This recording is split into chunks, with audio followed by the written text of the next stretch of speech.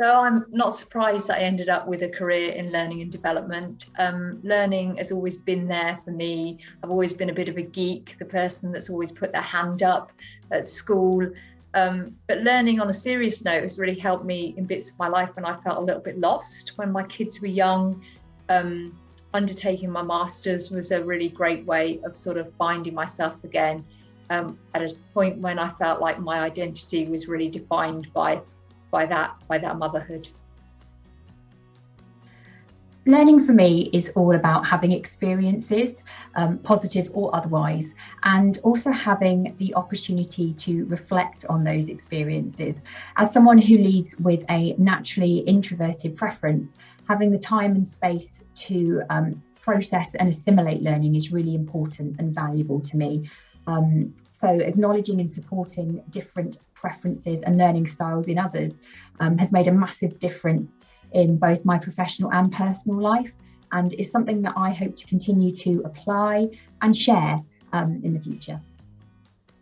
Being someone who didn't like school, I always thought I didn't like learning. However, one thing I've realised over the years is it's not learning I disliked, it's how I was learning. So for me, I'm much more of a hands-on learner. So if you give me a task or a project and say, go and figure it out, that's me in my element.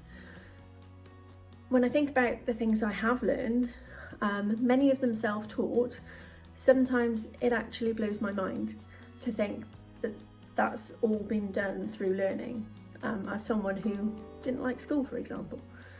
So it's shown me that everybody has a learner inside them.